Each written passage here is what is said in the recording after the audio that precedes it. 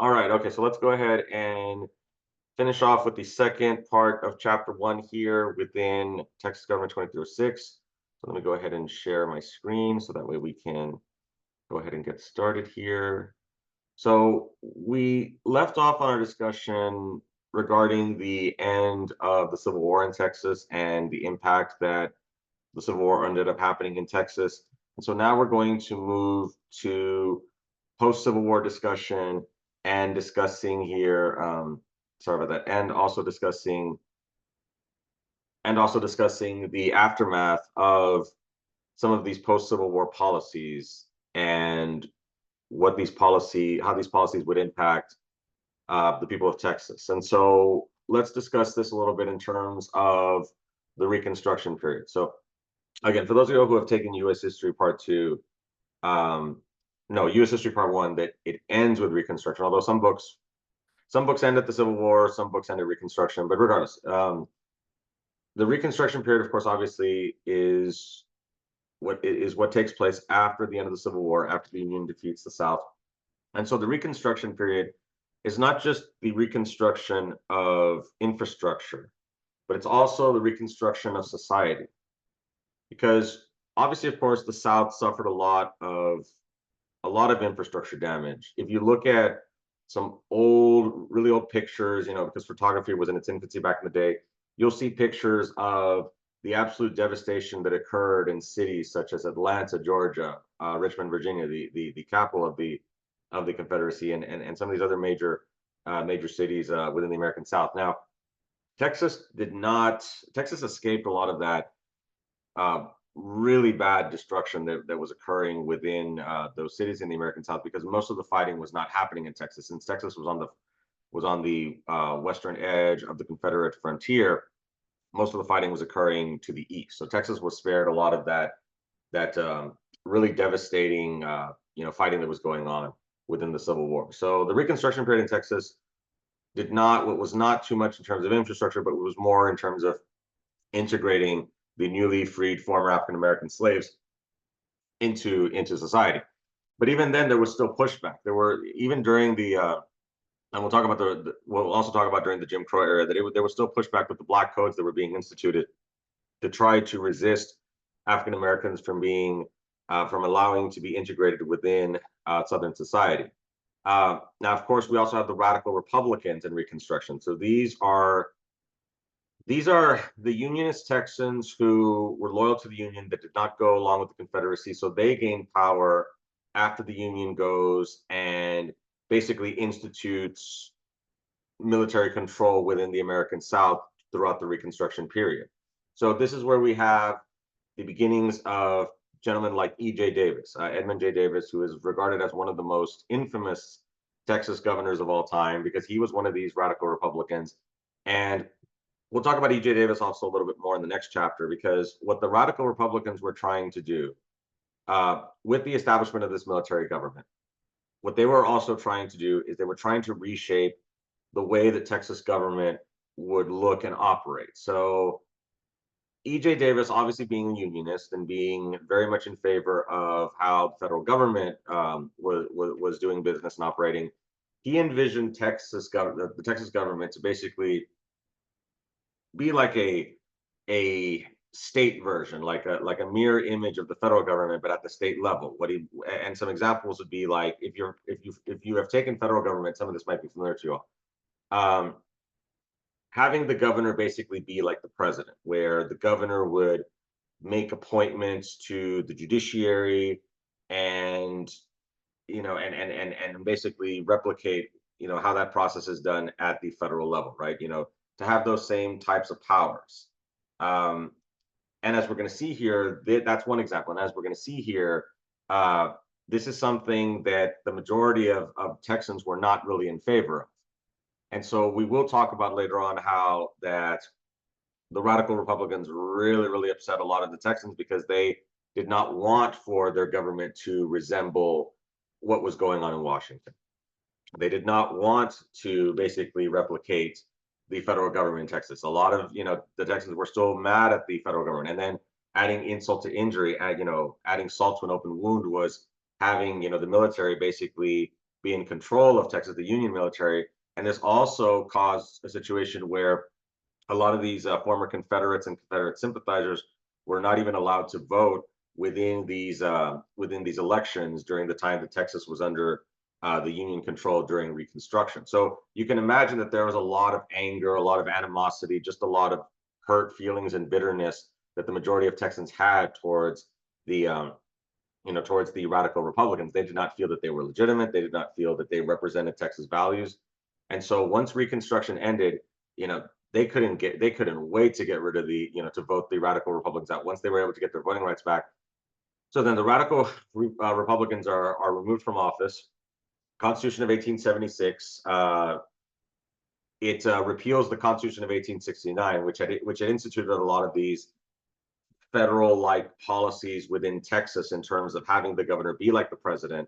So they move away from that as much as possible, and instead they return to these Jeffersonian democratic principles where the governor is supposed to be weak, the state government is basically supposed to be weak, and you don't have an overbearing state government, and you also don't have a lot of taxes, because again, the idea with the radical Republicans was to try to implement more of these policies that would require more tax money coming in. But a lot of the Texans were not in favor of that, so they said, no, we're not going to have high taxes. We're also not going to have governors and legislators that are going to have too much power over us.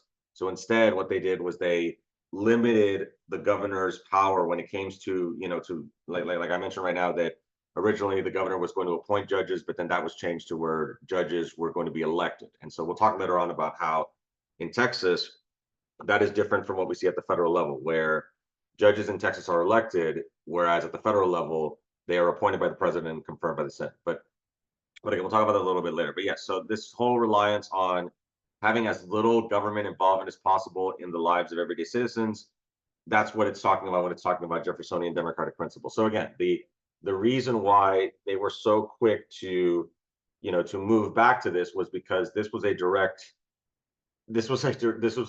response to the disgust that they had for the radical Republicans. So hopefully that makes sense here. Okay, so let's talk a little bit about some economic circumstances that were occurring in Texas. So state government and large corporations, at the very onset of this new constitution here, we see that the state government and these large corporations really become very friendly with each other. And this is something that we will see throughout Texas history. And even to this day, we still see that our state governments tend to try to forge good working relationships with corporations and CEOs of these successful corporations. I mean, we see it even to this day, like with Governor Abbott and his relationship with Elon Musk, in bringing over Tesla's and SpaceX over from California to Texas. So we still see those close-knit relationships even to this day.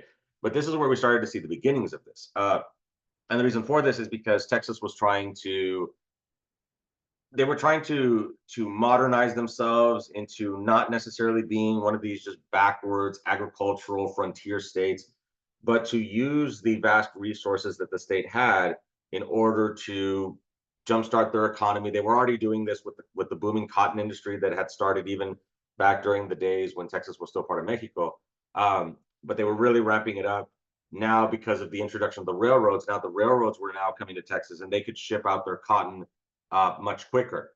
What's also not mentioned here is we also have the beginning of the cattle drives that were also occurring in Texas at the time. Some of y'all might be familiar with the Chisholm Trail, where the early Texas vaqueros, the cowboys, they would drive their cattle up from Texas and move them all the way north to places like Dodge City over there in Kansas, so they could catch the railroads.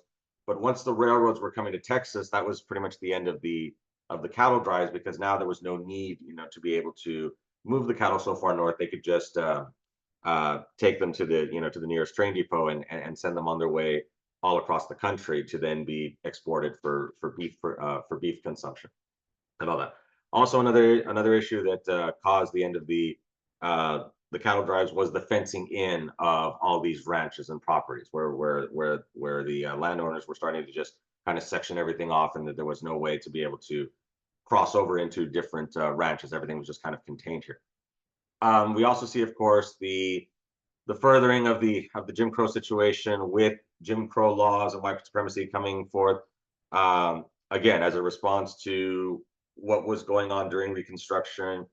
During the Reconstruction period, this is where we started to see African Americans starting to, they were starting to gain these rights, such as the 13th Amendment that abolished slavery, the 14th Amendment, the providing for due process, the due process and equal protection, meaning that you couldn't discriminate, someone simply because of, their race and things like that. That's the spirit of the 14th Amendment, as well as the 15th Amendment that would provide voting rights for African American men. But as we're seeing here, after the Union leaves the American South, the Union basically just kind of throws their hands up and say, well, we got other things to worry about, sadly. And so, so in the South, the Southern Democrats, they take control, they take political control again, and they pretty much, they do all they can to discriminate against African Americans. Obviously, of course, they can't have them as slaves anymore, but they're certainly not going to treat them as equal. So this is where we start to see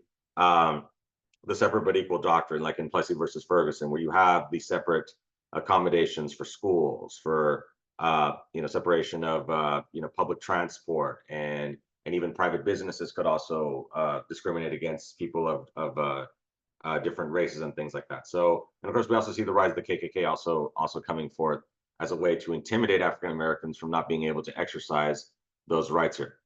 Let's talk about them more in a bit. And then, of course, we also move into organized labor. Organized labor kind of has an interesting relationship in Texas, because Texas has not really been too much in favor in terms of unions. I know we just had Labor Day this past Monday, so unions have not really been that powerful in Texas. That's more so for like more northern industrial states, where union membership is a lot more common and prevalent.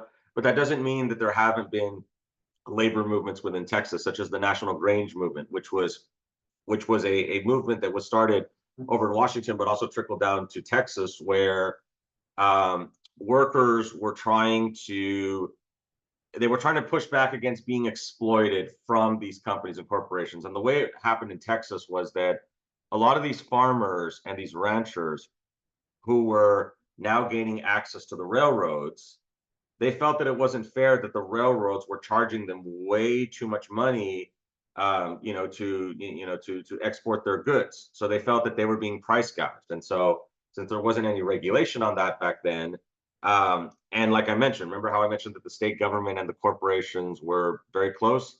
So a lot of these people felt that the state government was not working for them, and they were working on behalf of the corporations instead. Also, keep in mind that this is also during the time of the Gilded Age. Some of y'all might be familiar with the Gilded Age if you study U.S. History Part 2. This was where there was a lot of wealth that was being generated. However, though, and while things were improving as a whole in terms of people's livelihoods and being able to afford more goods and services and have more access to more of these luxury items, what also happened was that you had a small group of these entrepreneurs that were really getting rich, such as the Andrew Carnegies, the John D. Rockefellers, and they were basically buying up these these smaller companies and forming these conglomerate monopolies like Standard Oil and U.S. Steel. And so during that time, this is where we started to see a little bit of pushback in Texas, where the farmers and the ranchers were not wanting to go along with having to pay such exorbitant prices for the to be able to use the railroad. So this is where the Grange movement really took off here in Texas, basically based on that issue. And that also leads into populism.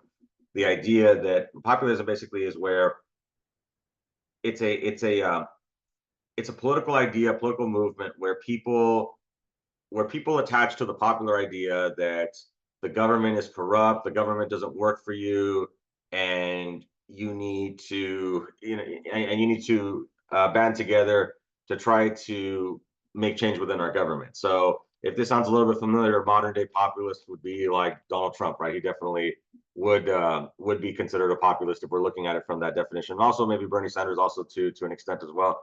This idea of that everything is corrupt and we have to try to change the system or things like that. So this is also populism was also occurring during this Gilded Age time frame uh, within Texas because of what I was mentioning, because of the fact that the state government wasn't really helping with the average worker and the average person. Instead, they were catering more to towards the corporation. So it makes sense as to why populism would be popular in Texas.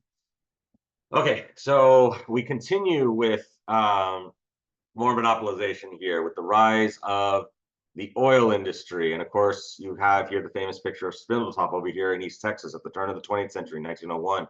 This is where oil is finally discovered in Texas. And so you can see this is where we have the oil boom that occurs in Texas. And what I also want to mention is as we continue with our discussion on the economics of Texas, what I also want for you to understand is that the Texas economy continues to become more and more diverse. So just because oil now hits the scene doesn't mean that cotton goes away. And later on, we're going to talk about telecommunications in Texas. That doesn't because oil is still a big industry in Texas, right? I'm sure you all are familiar with that, right? Even though it's been over 100 and 120 something years already, almost over a century and a quarter of a century, that doesn't mean that oil is still not a huge industry in Texas. So as Texas gains more industry, it's going to diversify its economy a lot more. And that's going to contribute to why Texas is looked at as having a very strong and robust economy because of the versatility that it has. So, but let's continue anyway. So oil is discovered in Texas. This is, of course, like I mentioned, J.D. Rockefeller with his monopolizing. This is where Standard Oil comes in and basically tries to monopolize the fledgling oil industry here in Texas. We also have the Terrell election law, establishes primary elections, antitrust laws, and child labor laws. So you might think, yeah, that's pretty good, right? Antitrust, of course, keep in mind that this was during the Teddy Roosevelt administration, where he was very big on trying to fight back against more of this monopolization of these, of all these smaller companies being bought out by this large company and then just consolidating whole industries into one company. So Teddy Roosevelt was the pioneer of this antitrust movement and trying to fight back against mergers. I know right now there's some controversy right now. I was reading that two major grocery stores, Albertsons and Kroger, are looking to merge, and there's some controversy about how is that going to benefit the everyday consumers and all that, or is it just going to benefit the corporation? So this is still an issue that still is still talked about even to this day. This idea of how much should we allow for corporations to consolidate and try and attempt to monopolize certain industries here.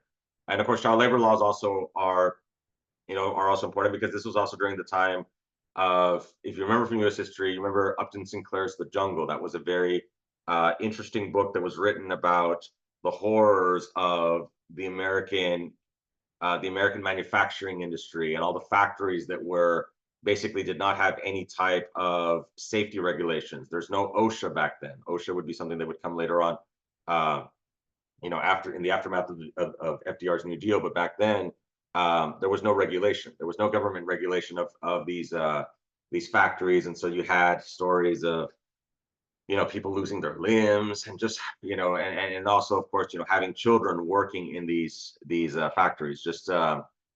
Just very difficult time, but unfortunately people had to do what they had to do in order to try to survive, and so we started to put an end to that.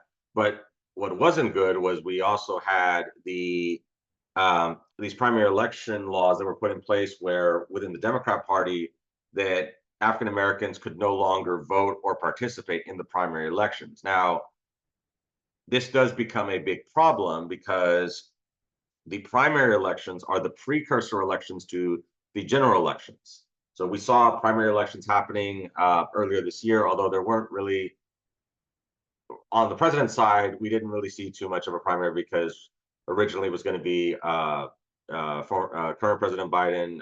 He originally was going to run for election, and then of course we had Donald Trump, the former president. But of course Biden dropped out a couple of weeks ago, and now we have Kamala Harris. But the point is that the primary season wasn't really all that interesting because we had already kind of had the pre-established candidates. Not to say that there weren't other primary races going on in other parts of the country, but the presidential primary usually gets most of the attention. But the point is what I'm trying to say here is that those are the elections that occur before the general elections where you have members of the same party competing against each other. That's the primaries. So African Americans were basically denied the ability to participate in that.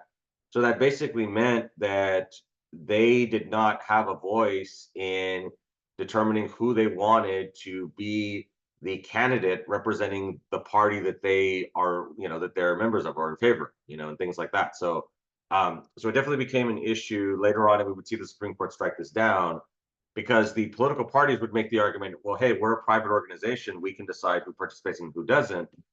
But then the court said, well, yes, you are a private organization, but you're involved in in a major public event, which are elections. So they're kind of a little bit of a hybrid, so to speak. So they do have to follow certain rules when it comes to not discriminating. Of course, we would see later on that the Civil Rights Act would also, strengthen that as well. But anyway, that's what was going on here. And so continuing racial tension, of course, like I was just talking about the white primary here, basically just not allowing for anyone other than whites to be able to participate in these in the primary, and then also the poll tax, which was basically you had to pay to vote. We also had the grandfather clause, which exempted white people from needing to pay the poll tax, and so it just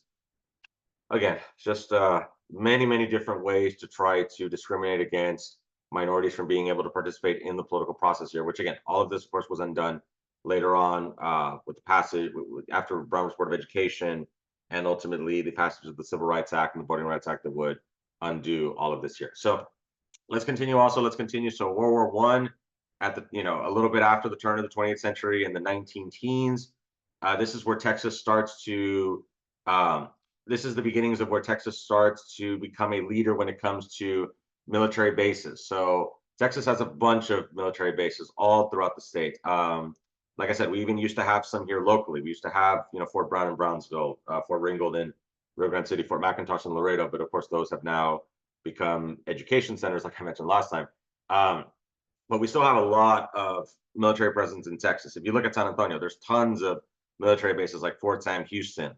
We also have Fort Cavazos, which used to be Fort Hood over in Killeen, and other bases all throughout the state. So this is where we start to see the beginnings of a strong military presence within Texas here. And then, of course, we also have the expansion of the KKK, which during the 1920s, the KKK was so powerful that their members were actually not ashamed to be claiming they were members. They were winning offices within local governments in Texas.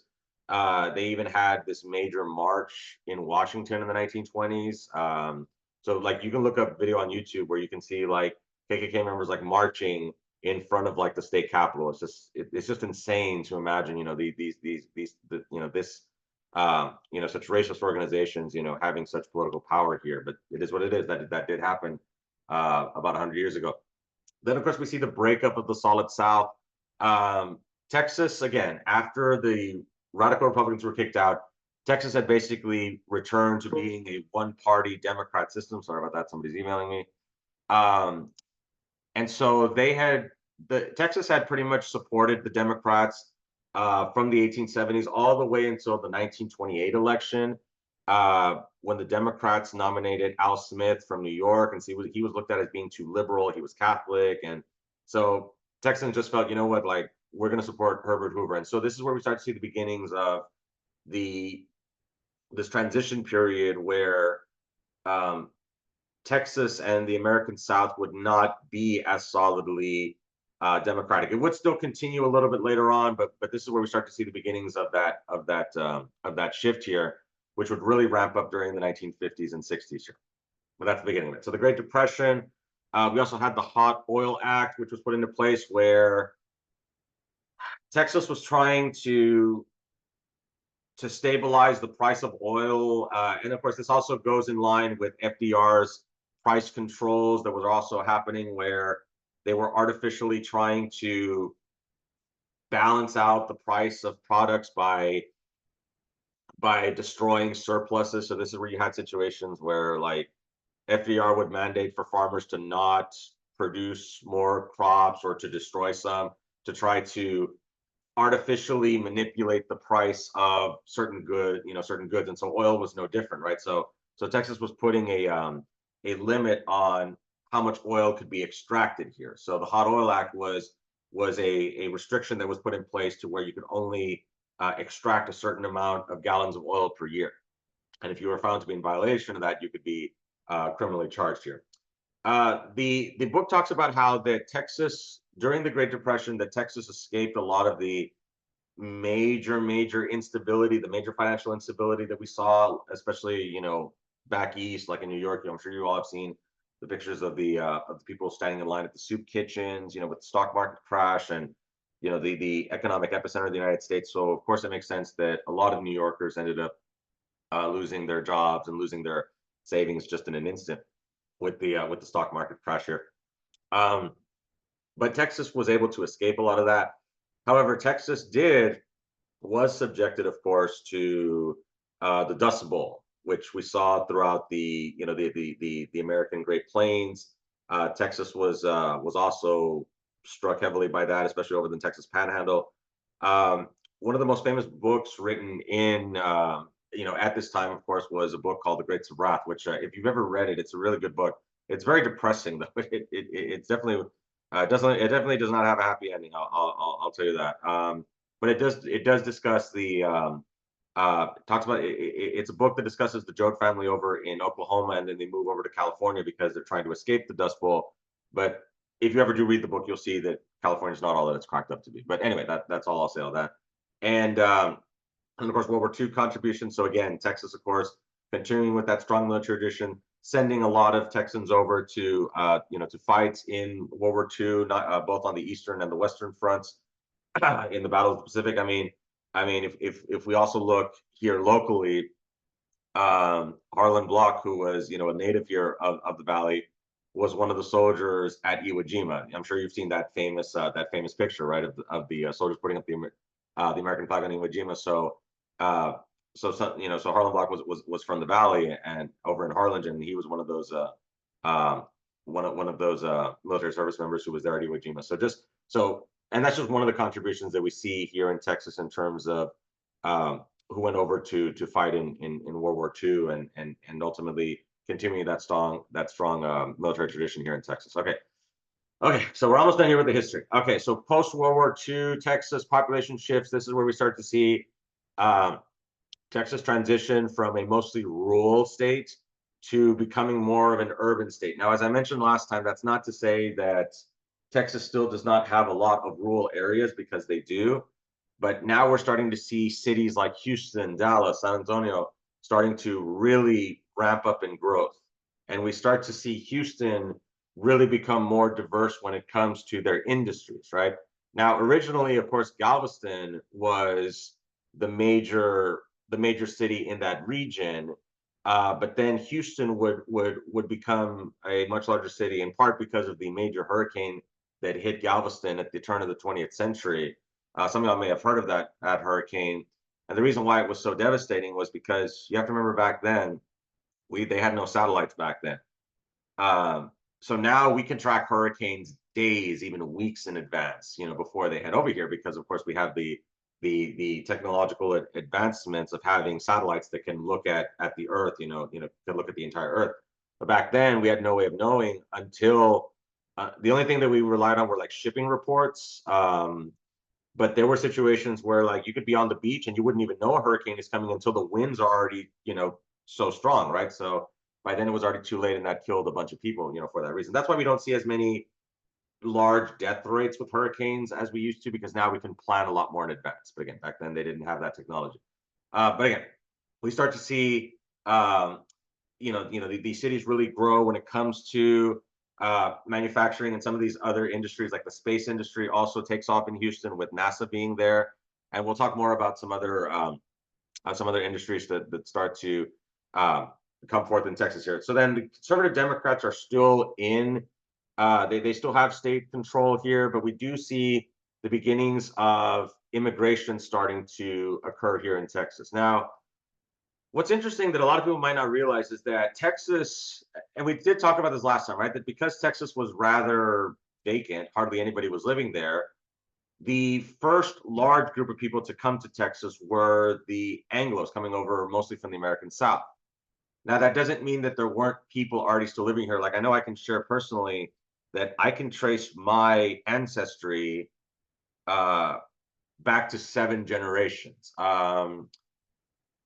My ancestor named Valentin Chapa was born in Starr County in 1831, and I can trace that. Now, what we're trying to do as a family is we're trying to find out who Valentin's parents were, because obviously that they didn't just come over just to have him here, right? Obviously, there's a good chance that they were living here even before my ancestor Valentin was born. So we're definitely trying to that we're on the hunt for that because I do want to see how far back my family goes. Maybe they go back even to the 1700s. So my family has been here in South Texas for hundreds of years, but not all the Hispanics in Texas can say that, right? Because there was also more recent immigration that was happening after World War II, where now and now of course that contributes to now where Texas is a does have a is a majority Hispanic state, like I mentioned last time here.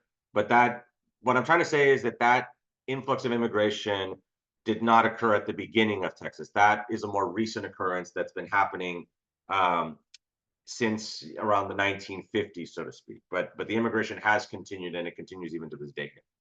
Okay, late 20th century Texas. So growing diversity in the political arena. So this is where we start to see the changes occurring within Texas politics, where we start to see the Texas is still a conservative state, and that's probably not a surprise to you all. We'll talk about that later on as we get toward the end of this chapter. But what happened was that we had what was called a political realignment, where the conservatives were leaving the Democrat Party because they felt the Democrat Party was becoming too liberal. Now, what also I also want for y'all to understand is that during the Great Depression, the reason that you could have like hardcore, what do you call it, like hardcore segregationist Democrats like Strom Thurmond, how he could support more liberal Democrats in the North was because the reason for this was because at the time the social issues weren't important. I mean, they were somewhat important, but they were not the most pressing issue. Back then, the economic issues were the most pressing. Because if you don't know when your next meal is going to happen, are you really going to be that concerned about you know, whether someone from another race is over there drinking at a water fountain? I mean, it might piss some people off, but it's not going to be the biggest issue that's going to be of concern in their actual life. They're more concerned about surviving. So because of the severe economic downturn that was going on during the Great Depression, of course, we also forgot to mention that in Texas we also had a lot of those Neo Geo programs, such as the WPA, the Works Progress Administration, the Civilian Conservation Corps, and they set up building. They set out to engage in beautification process and building roads and bridges, and because the idea that FDR put forth the New Deal programs was to try to get people to work. So a lot of these people worked for the government to help out with projects like the Tennessee Valley Authority, providing electricity to people in the rural South, like in Tennessee, um, also down to like Alabama, Mississippi, like in the Tennessee River Basin. Um, the federal government was trying to think of ways to put people to work to try to get money in their pockets and all. So again, and we could talk more. That's more like for federal government in terms of the New Deal policies. But again, just wanted to explain how it impacted Texas here. But yeah, so what ends up happening is that at the time, of course, you did have a lot of these Democrats that had very different social ideas still come together.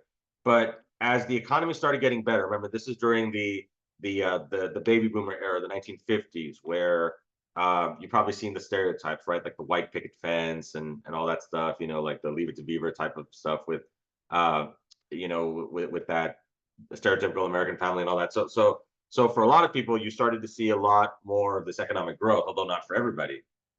And so what was happening was that because the economy wasn't as big of an issue, now they started to move back to social issues. And so this was also during the time of the American Civil Rights Movement was gaining traction. Brown versus Board of Education had happened in 1954, which said that you could no longer discriminate in schools, and that that provided legitimacy to the rest of the American civil rights movement, being led by Dr. Martin Luther King Jr., and of course we had the March on Selma and his famous I Have a Dream speech to try to bring forth to light the issue that African Americans were still not being treated equally. As there's a reason uh, why Dr. King gave his famous "I Have a Dream" speech in front of the Lincoln Memorial, because it was 100 years to the day of the Emancipation Proclamation, and so he was. And if you've seen that speech, he talks about 100 years later. He's making the argument that, hey, Lincoln's mission is still not fulfilled. Why is it's still 100 years later, and African Americans are still being discriminated against. Very, very powerful speech. That's why it's regarded as one of the greatest of all human history. But with that being said, this is where we start to see the shift away from these longtime Democrats and move over to the Republican Party. You see this like with Barry Goldwater in the 1960s, and just basically trying to to make the argument that the Democrats are becoming too liberal. So this is where we start to see the shift, not just in Texas, but also throughout the American South, where they had been longtime Democrats, but now they moved over to the Republicans because in response to, like I said, they felt that the federal government was going too far when it came to the Civil Rights Act and the Voting Rights Act under the LBJ administration. And of course, also keep in mind that I think as I talked about here, also keep in mind, of course, that we also have the infamous JFK shooting happening in Dallas, and that, of course, led to LBJ, who was also a native Texan, also come to power and become president. So we do see that Texas also is in the national spotlight for a variety of different reasons, unfortunately, both good and bad.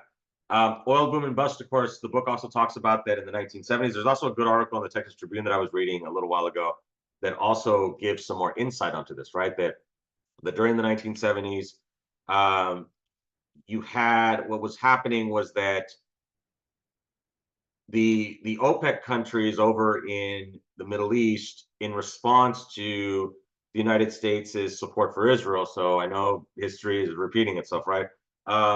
They decided they were going to cut supply, and so this led to to high gas prices occurring in the 1970s, because there just wasn't as much oil being produced throughout the world. Now, Texas, of course, what happened was that they kind of picked up the slack here, and they were able to supply oil, and but they were also able to still keep those prices high. So that allowed for for all these Texas oil companies to rake in record profits and all that stuff. But then, of course, the bust happened in the 1980s, where a lot more oil production across the world was occurring, and so that, because the supply was now larger, now the there wasn't as much. The demand was still there, but the supply was a lot higher. So now the prices were going to tumble, because now there was just more of this oil out there, right? So then Texas ended up going through a major recession during the 1980s because of this, and this, of course, led to increasing regressive taxes, like increasing sales taxes and all that. However, though, Texas would be able to escape really really difficult really difficult recession times here, because this is where they started to diversify their economy, the transition to high tech industries. So this would be so examples would be like I'm sure some of y'all have heard of the of Dell. That's a they don't get as much discussion nowadays, but I know about like 20 years ago, like Dell computers were a lot more common. I mean, they're still around, um, but they were definitely one of the leading computer manufacturers at the time. Michael Dell, obviously, of course, the company's named after him. So this is over in the Austin area, right? Like I mentioned, NASA is another industry that, well, not industry, but obviously, of course, a government, I guess you could say a government industry that was setting up shop there in Houston, right, with Johnson Space Center. So that, of course, and of course, if you all have ever been to Houston, the space influences all over the place. I mean, if you look at their sports teams like the Houston Astros, the Houston Rockets, obviously, of course, space themed and all that stuff. Originally, they used to have the Houston Oilers, which was obviously, of course, influenced by the oil industry in Houston. But of course, they moved over to Tennessee, became the Titans, and now we have the Houston Texans. But yeah, so obviously, of course, as you can see, Houston is a good microcosm, because you do see what I mean, that Houston is becoming a very diverse city when it comes to industry. It still has oil and gas. ExxonMobil, one of the largest oil companies in the world, is headquartered in Houston. So again, you've got oil and gas, you've got the space industry, And all these, and of course also, there's also chemical plants and all that stuff, so it's very industrialized. Um, Valero, the another gas company that you're probably familiar with, they're headquartered in San Antonio. So we do see this diversification, and also more recently, we've also seen telecommunication industries come to Texas. So AT&T, which I'm sure you all are very familiar with, they have their headquarters in Dallas. Originally their headquarters were in San Antonio, and they originally used to be called they used to be called Southwestern Bell many years ago. I remember back in the 90s. I remember that company, but they've gone through many mergers and name changes, and now they've become AT&T. And of course, with that comes naming rights for the Dallas Cowboys Stadium, AT&T Stadium. The San Antonio Spurs Stadium also used to be called AT&T Center, but I think their sponsor is Frost Bank. But again, they've had different sponsors for these different arenas. And then also more recently, of course, like I mentioned, Elon Musk a little while ago, we've got Tesla and SpaceX coming over.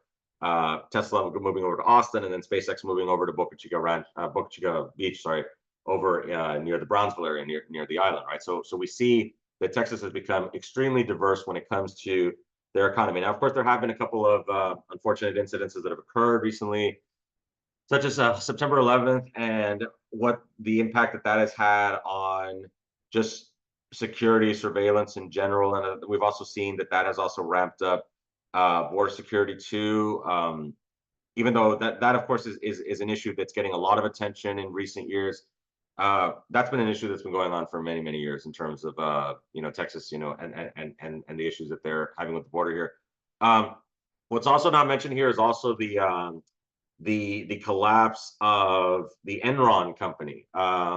We won't go too much into detail about that, but basically Enron was this major company in Houston that was basically went under because of insider trading and all that stuff. Originally, they were the original sponsors for Minute Maid Park over in Houston. Now, it actually used to be called Enron Field. You can look this up. So when the Astros ballpark was when they first built it in 2000, it was actually called Enron Field, because of that company. But then that company went under, and there's a good documentary that talks about this. Very sad. People lost everything, because of the unscrupulous leaders of the company and all that stuff. Just a totally huge scandal here. Which again, I wish I had more time to talk about it, but I do want for us to wrap this up a little bit. Hurricane Katrina. Even though Hurricane Katrina hit New Orleans, Louisiana in 2005, Texas was impacted by Hurricane Katrina because a lot of the refugees from New Orleans went to Houston, because Houston was, because between Houston and New Orleans is not really that far. You just continue on I-10, and whether you're going east or west, to between the cities. And so I remember in the news that Houston was dealing with a lot of this overcrowding from the refugees that were coming over to New Orleans. That's why I believe the Saints played the Texans last year in Houston's, and I believe there was a ton of Saints fans, not just because it's kind of close to Louisiana, but also because of the transplants that are now living in Houston that are still Saints fans. So, but yeah, definitely, and then they housed them in the Astrodome during that time, and so they used the Astrodome as a shelter and all that. And then more recently, Hurricane Harvey, that also affected Houston. I'll never forget that a week before Hurricane Harvey hit, I was actually in Houston. I went to an Astros game, and I couldn't believe that just a few days later, the hurricane hit, and then places that I had just seen were now completely flooded. It was like insane seeing that. I had just seen that. It's just kind of an eerie feeling. But yes, lots of destruction when it comes to the flooding there in Houston. Also destruction there a little bit further south along the coastal bend, like in places like Refugio. I also remember that about a year after Harvey, I was also coming back from Houston, and I saw there were still tarps, those blue tarps on the houses there in Refugio because of the hurricane damage. And then more recently, also in 2020, of course, we had the start of the COVID-19 pandemic. And of course, you all remember that was when everything shut down and the price of oil just tanked. It was down to 150. I don't think I don't remember the last time I'd seen oil, gas prices go down. But of course, that's because everyone was at home and nobody was really driving. And of course, also racial criticism, the George Floyd incident that happened later on that year, then in Minneapolis. And of course, George Floyd's tied to Texas is that he was from Houston. He also went to school at Kingsville for a bit. So, and of course, how that also has brought forth to light, other issues when it comes to the Black Lives Matter movement. And of course, George Floyd was the one that really galvanized this because of the the the cruelty. I mean, cruelty doesn't even describe what happened to him in terms of, because I'm sure y'all familiar with what happened with the officer kneeling on his neck, and it's just anyway, it is what it is. But yeah, just very, very tragic. So okay, so that pretty much wraps up the history. So okay, so we have about 10 minutes left. So I want to see how much more of this we can do. Okay. Let's try. Okay, so let's see how much more of this I can do. Okay. Okay, here's what I'm gonna do, everyone. Okay, so let me gonna stop the share really quickly. Let me stop the recording. I'm gonna explain how this is gonna go. Hold on.